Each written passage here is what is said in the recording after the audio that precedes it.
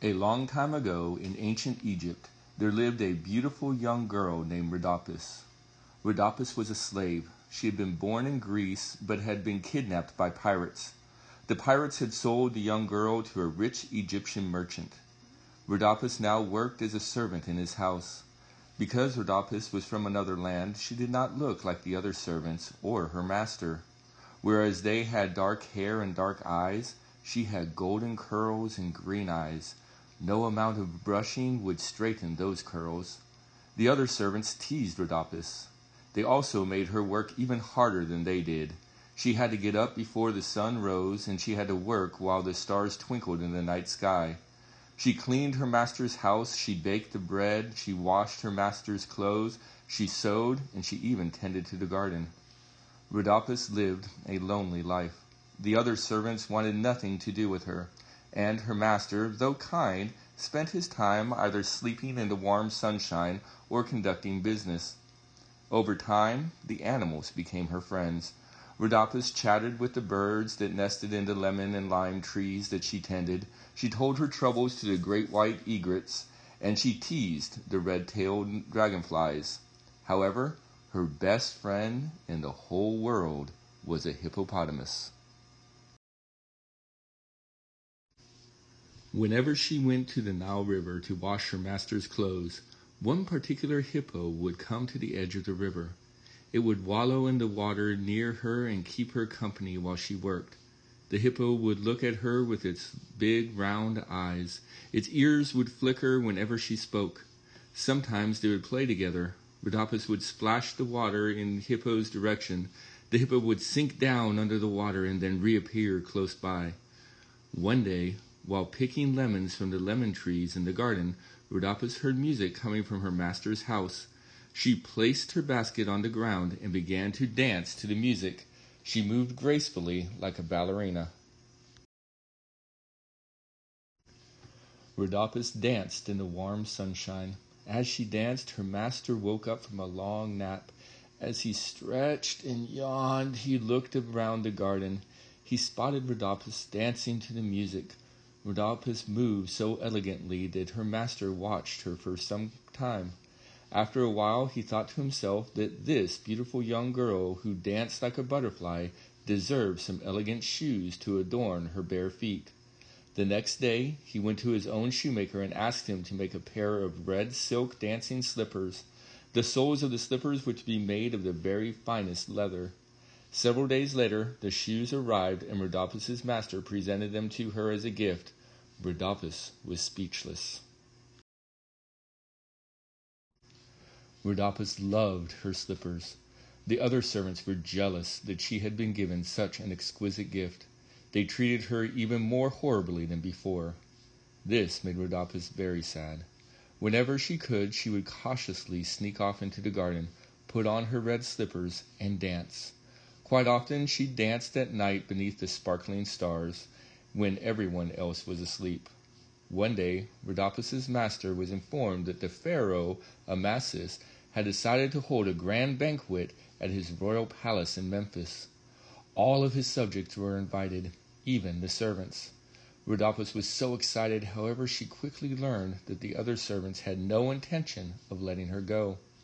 Instead, they gave her piles of laundry to do and warned her that they had better all be done by the time they returned. As the servants prepared to depart, Rhodopis carried the huge pile of laundry down to the river. Rhodopis worked for several hours, washing and scrubbing the clothes. Her faithful friend the hippo kept her company. The hippo always cheered up Rhodopis, and so, after a while, Rhodopis' spirits were revived, and she began to play with the hippo. As Rhodopis cheerfully splashed the hippo, it suddenly moved to duck down beneath the water. Then it reappeared quite suddenly right beside Rhodopis. As the hippo lifted its large head, it created a wave of water that cascaded down upon Rhodopis. She was drenched. So, too, were her beautiful slippers. Rhodopis sighed and scratched the hippo's head. Then she took off her slippers and placed them on the rock to dry. After that she continued with her work. She did not even stop to eat. After a long while, Rhodopis finished washing all the clothes. By now her back and arms were aching, but she was happy to be done. Just as she was about to put on her red slippers, she heard the flapping of wings. In an instant, one of her slippers was gone.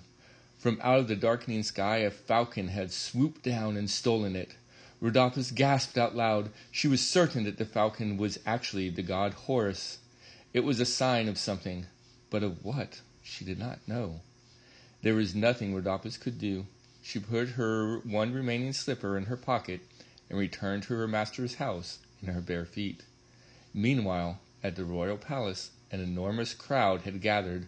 The crowd was enjoying the festivities.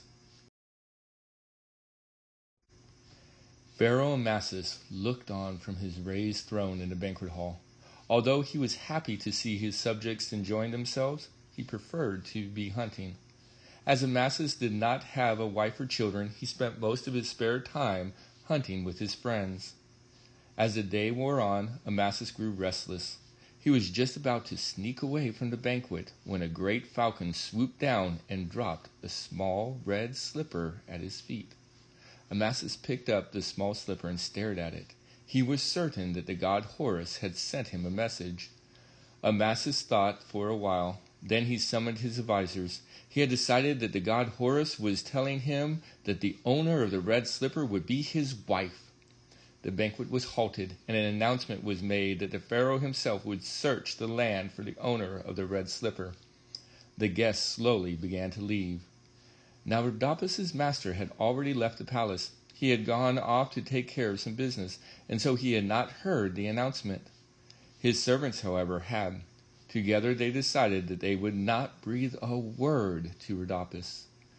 As the weeks went by, the pharaoh scoured the land for his future wife. He searched by the land and by water, but he was unsuccessful.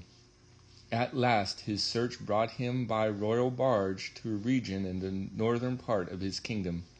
Rhodopis was washing clothes in the river as the royal barge appeared in the distance. The other servants saw it, too, and knew immediately what it meant.